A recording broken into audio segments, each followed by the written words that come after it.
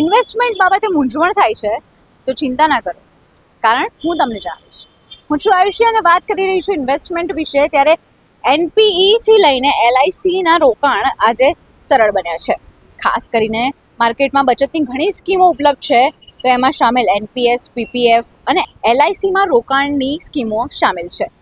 NPS એ લાંબા ગાળાની નિવૃત્તિ રોકાણ યોજના છે, જે ભારત સરકાર દ્વારા 2004માં શરૂ કરાઈ હતી, જેનો ઉદ્દેશ લોકોને નિવૃત્તિ પછી કાયમી અને વિશ્વસનીય આવક પૂરી પાડવાનો હતો. આ યોજના pension fund regulatory and development authority એટલે કે પીએફઆરડીએ દ્વારા નિયંત્રિત થાય છે, જેમાં શરૂઆતમાં સરકારી કર્મચારીઓ માટે હોવાથી 2009 પછી બધા જ નાગરિકો માટે કરાયું હતું. આ યોજનામાં રોકાણ કરનાર દર મહિને વ્યક્તિ અથવા વાર્ષિક એક નિશ્ચિત રકમ જમા કરાવે છે અને નાણાંનું રોકાણ કરે છે.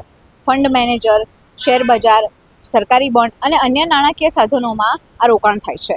જ્યારે રોકાણકારની 60 વર્ષની ઉંમર થાય છે, ત્યારે તેને જમા રકમનો એક ભાગ એકમ રકમ તરીકે અને બાકીની રકમ મહિને પેન્શન તરીકે મળે છે. આવી જ અવનવી માહિતી માટે જોતા રહો અસ્મિતા ભારત.